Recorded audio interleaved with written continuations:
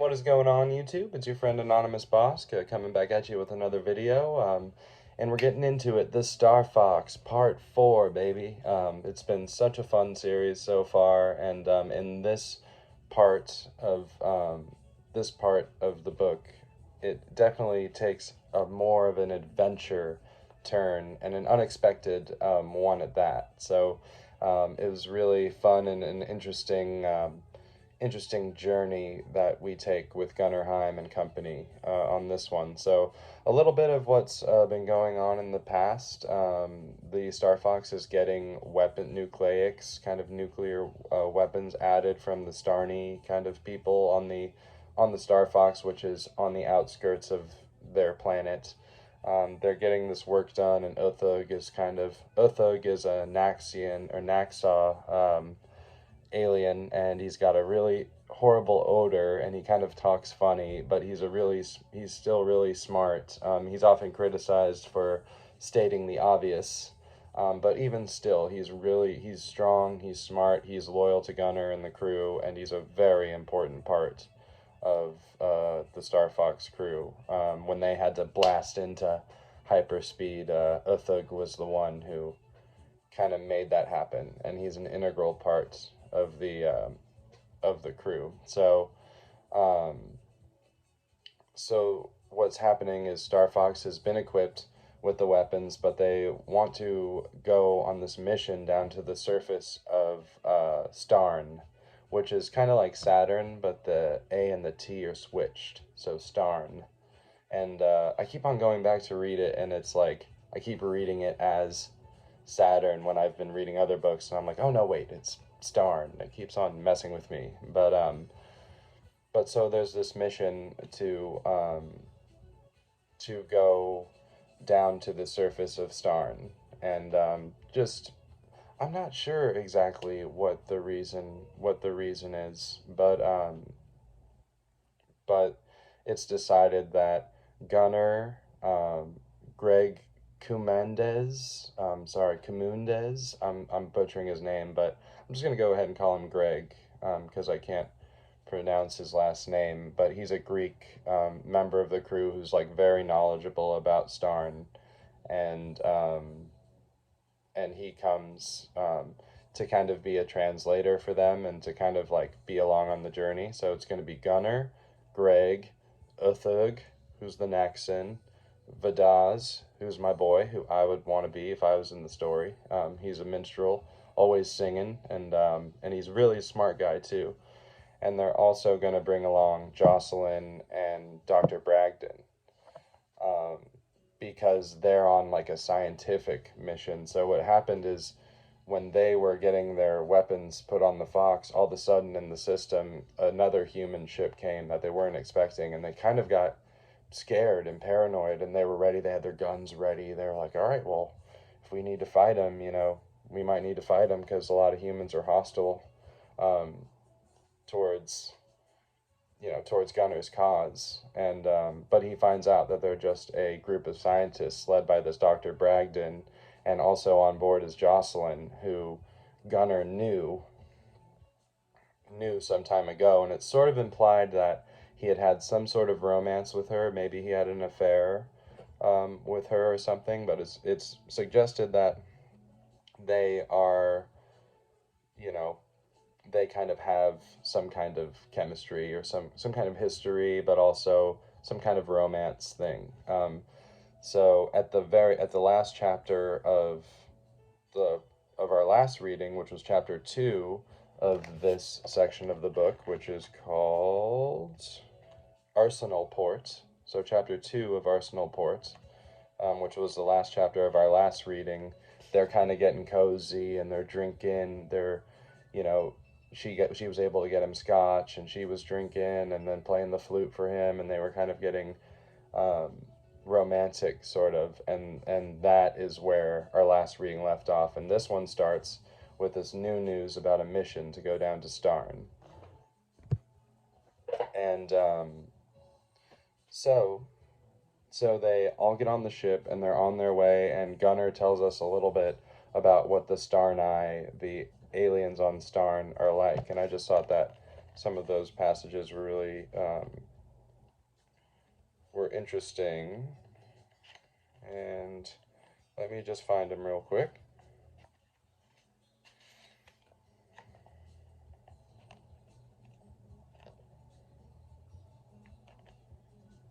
Okay, so this is Gunnar Heim talking a little bit about the Starnai. So he says, I'm no expert, but as I understand it, the Starnai are a rare thing, a strictly carnivorous, intelligent race. Normally, carnivores specialize in fighting ability rather than brains, you know. I once talked with a buck who'd visited here and poked around a little. He said he'd noticed fossil outcrops that suggested this continent was invaded long ago by a bigger, related species. Maybe the ancestral Starnai had to develop intelligence to fight back. I don't know. However it happened, you've got a race with high-powered killer instincts and not gregarious. The basic social unit is a sort of family, a big family, with a system of companionate marriage so complicated that no human has ever figured it out. Plus retainers with their own females and cubs, but still a patriarchal household dominated by one big tough male. So that was a little bit of Gunnar saying what he knows of the Starnai. And then here's another bit where he's talking and he says, Nevertheless, the industrial society blew itself apart in a nuclear war. Knowledge wasn't lost, nor even most of the material equipment, but organization was. Everywhere the Starnai reverted to these baronial nests, between the productivity of its automated machines and the return of big game to hunt, each such community is damn near independent. Nobody's interested in any more elaborate social structures. Their present life suits them fine. So that was just Gunnar talking a little bit about what the Starnai are like, the aliens that are native to Starn. And I just thought that was pretty interesting, and it was cool to kind of learn about an alien race. And it's they said a cool thing about like the males are like very aggressive when they're in that age window of kind of like manhood, like gung ho manhood. But then they grow out of that and they become almost docile and like old and wise, and like they kind of lose their sex drive and lose their like gung ho attitude. I thought that was kind of interesting, but they're respected because they're like the elders. So we learn a little bit about the Starnai, and then at the end of the chapter, we get a big surprise.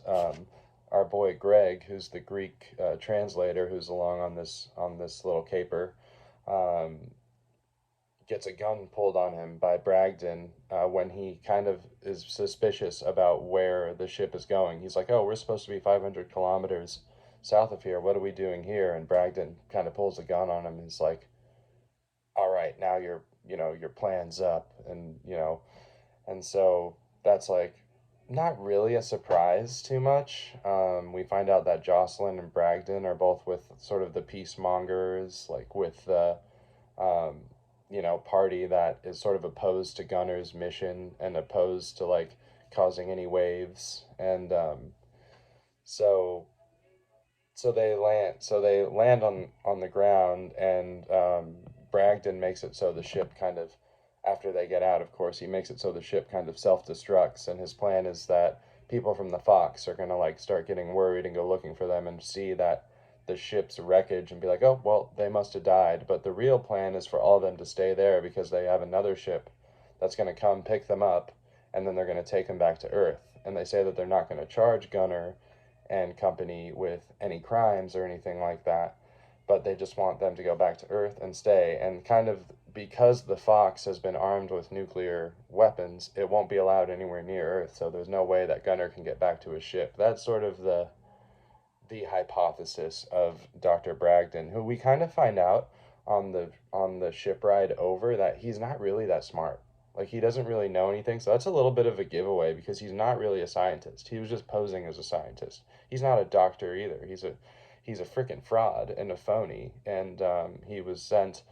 Their whole space mission was a complete front, and Jocelyn was sent along, to charm Gunner and stuff, and it was all part of their plan to basically ixnay um, Gunner and the Star Fox 2's mission. And so they've got him in this place, and they're by this river called the Moor River, which is on Starn, and on Starn the gravity is like heavier, so they're wearing these spacesuits because they need to wear spacesuits to be able to survive there. And the gravity is like makes them seem heavier. So each step is like heavy and a chore, and wearing the suit is heavy and it's hot. And so it's not really great conditions on Starn for a human. And the water has ammonia in it. Um, so they only have their water supply. And Dr. Bragdon and Jocelyn have the laser guns. And they're basically holding them up. And so my boy, Vadaz, who's really smart, comes up with a really smart idea and starts explaining to Bragdon that if they stay there by the river, that overnight on Starn the water freezes, and during the day it melts and it'll cause the river level to rise and flood where they're at, which could be lethal to them. And so he's like, we need to get to higher ground. So nearby there's sort of like a rocky, mountainous kind of hill or incline. And so the plan is that Gunner, um, Gunner and company, so like Gunner, Uthug, um, Vadaz, and Greg are going to climb up first, um, and then Dr. Bragdon is going to go after, and Jocelyn will go after, so they can get to higher ground so they don't get flooded out. But this was all a ruse. So they get up there, and then they all grab rocks. And as Dr. Bragdon is walking up, when he's a little bit of the way up, they all chuck the rocks at him, and they hit him, and he falls. And then they just charge down, and they're running and they're jumping and sliding on the rocks to like with their heavy weight to like almost like stampeding down to. And the meanwhile Jocelyn is like shooting, and narrowly misses Gunner, and they're going down. They're just trying to storm them and get the laser pistols and make it so they have control, which they ultimately do. They get to the bottom.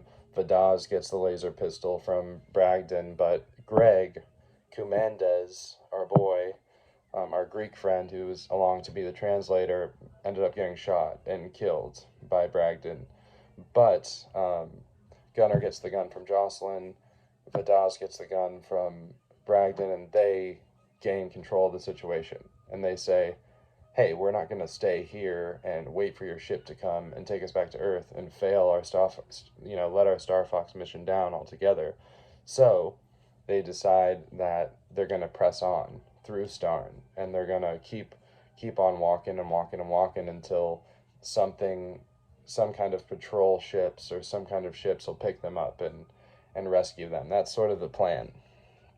But Starn has its dangers, and also it's hard to even move. They're like heavier, and their water supply is low. But there's a really clever way with the water supply. They're near water on Starn, even though it has ammonia in it. But they can use the laser pistols to like heat them up. They have a setting for the pistol where they can heat up the water and make it drinkable for them by boiling out the ammonia, which I thought was really neat and a smart idea, which gives them unlimited water, but they still are limited on food and limited on other supplies, so they need to get out of there.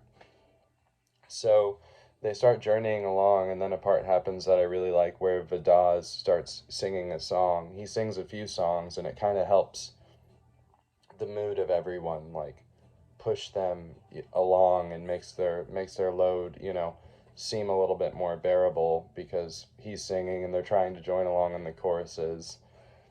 And so I thought that part was really cool. My boy Vadaz using music and singing to, again, play a role in the story. And that wouldn't be the only time that happens in this reading, but first I'm going to get to the next part.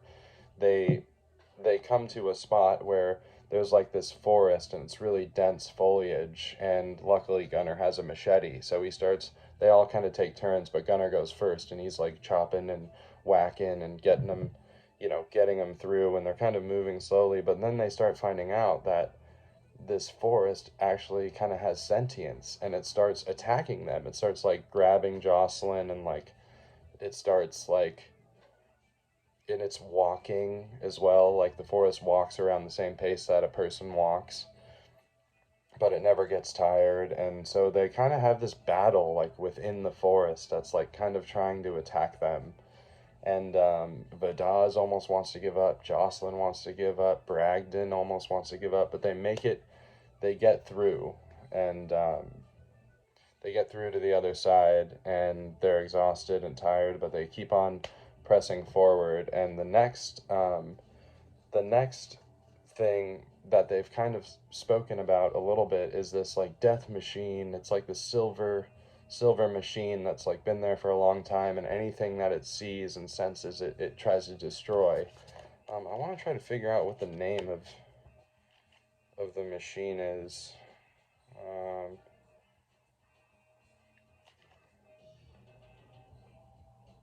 the slaughter machines. So they're called the slaughter machines, and that's another like obstacle that's in their way.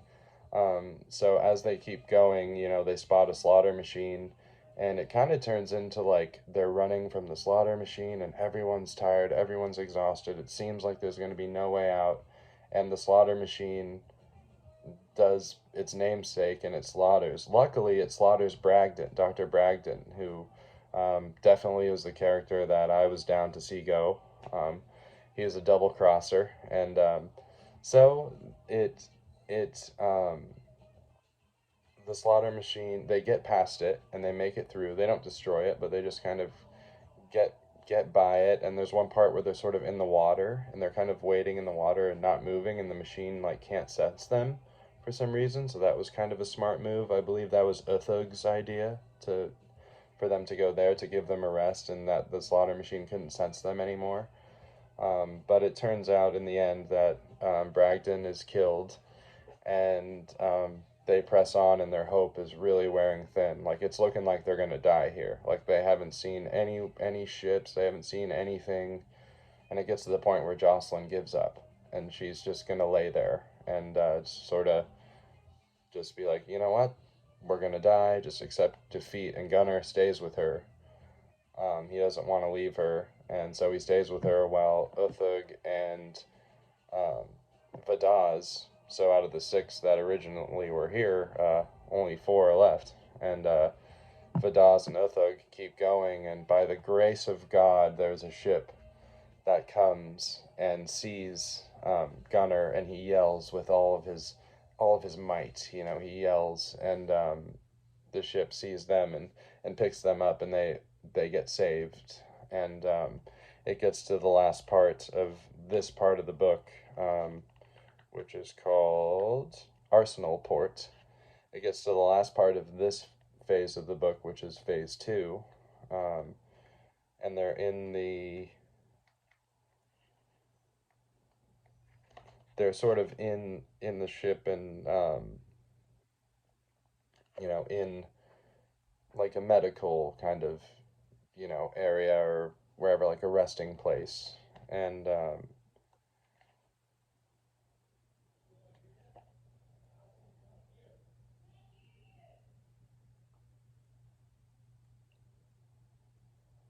sorry, excuse me. Um, there's other noise going on that's distracting me, but anyways, so here's the last little bit of this.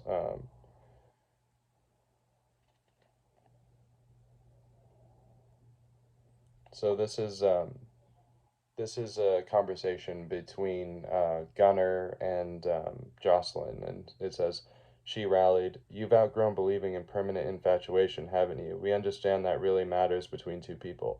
If you're trying to warn me you might be restless, I wouldn't be jealous at your wanderings a little, as long as you always came back. I don't want to wander. Physically isn't important. I wouldn't want to mentally. That one time was bad enough, and when I heard about New Europe, I remembered a girl there. I was young and stupid, skittish about being tied down, which is especially bad for a Navy man, so I left when my leave was up, without committing myself. Next time I arrived, she'd moved. I dithered whether to track her down, finally didn't, and soon after got posted too far away to visit that planet. Now, I see, you want to make sure about her. I have to. But that was 20 years or more ago, wasn't it? He nodded. I've got to find out about what happened to her, see her safe if she's still alive. Beyond that, yes, I'm doubtless being foolish. She smiled then. Go ahead, I'm not too worried.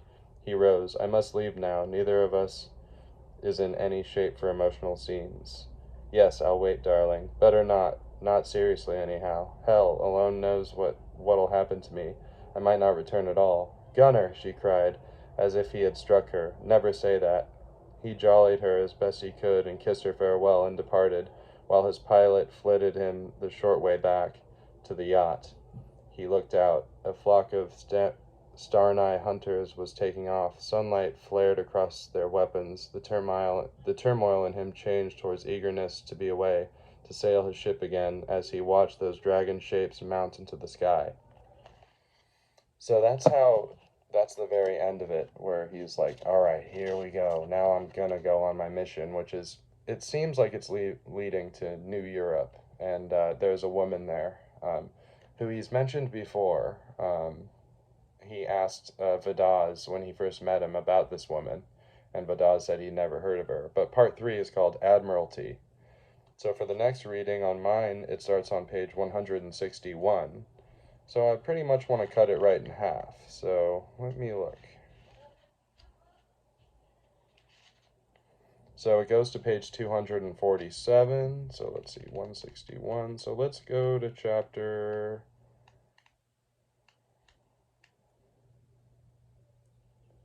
So through chapter 6. We're going to stop after chapter 6 and before chapter 7. So our next reading in my edition here is going to be pages 161 until 210. So just around about another 50 pages. And that's going to be in the Admiralty. So anyways, yeah, that's all I got for you guys today.